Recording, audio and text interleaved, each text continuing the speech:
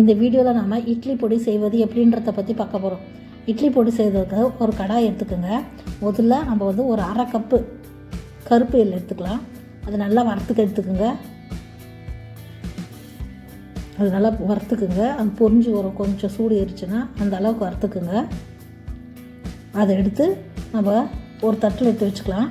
அதுக்கப்புறமா ஒரு கப் அளவுக்கு கடலைப்பருப்பு போட்டுக்குங்க. அதையும் நல்லா வறுத்து எடுக்கணும், பொன்னிறமாக வரணும். அது நல்லா அதுவும் பொன்னிறமாகிடுச்சு. இப்போ அதையும் அதே தட்டில் எடுத்து வச்சுக்கோங்க. இப்போ ஒரு கப் அளவுக்கு உளுத்தம் பருப்பு போட்டுக்கோங்க. அதையும் நல்லா நம்ம பொன்னிறமாக வறுத்துக்கணும்.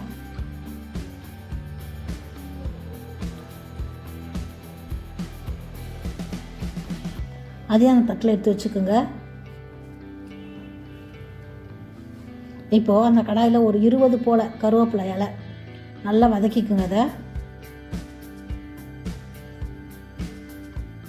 அந்த பச்சை ஈரம் இல்லாமல் வதக்கி எடுத்துக்கோங்க. கருவேப்பிலையை அதையும் அது தட்டில் போட்டுக்குங்க.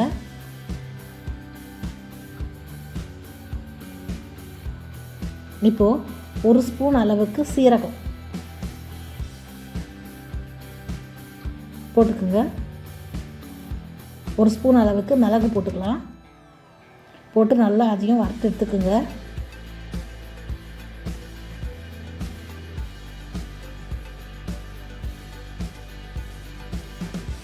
அதையும் நம்ம அந்த தட்டில் எடுத்து வச்சுக்கலாம்.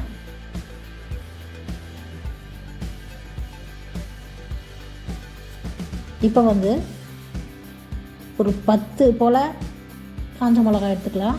அதையும் வறுத்துக்குங்க. நல்லா உங்களுக்கு காரம் அதிகமாக வேணும்னா கொஞ்சம் எக்ஸ்ட்ரா போட்டுக்கோங்க காஞ்ச மிளகாவை. அது ஒரு தனியாக தட்டில் எடுத்து வச்சுக்கோங்க காஞ்ச மிளகாவை. இப்போது கொஞ்சம் ஆறினோடனே சூடு ஆறின பிறகு அந்த காஞ்ச மிளகா மட்டும் ஒரு சின்ன ஜாரில் போட்டு நம்ம தனியாக அரைச்சி எடுத்துக்கலாம். ஏன்னா மொத்தமாக போட்டு அரைச்சா அது வந்து நல்லா அரையாது, திரியாக வரும். இந்த மாதிரி முதல்ல அரைச்சி எடுத்துக்கோங்க காஞ்ச மிளகாவை மட்டும்.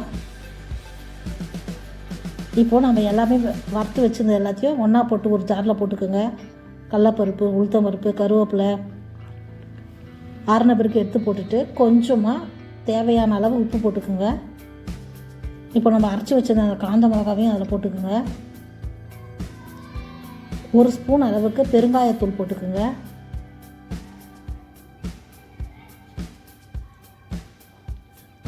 இப்போ இதை நம்ம அரைச்சி எடுத்துக்கலாம். நான் அரைச்சி எடுத்துட்டேன். ரொம்ப நைஸாகவும் அரைச்சிக்காதீங்க, ரொம்ப குறைன்னு அரைக்காதீங்க, திட்டமாக அரைச்சி எடுத்துக்கோங்க. நம்ம இதை ஒரு பாத்திரத்தில் எடுத்து வச்சுக்கலாம்.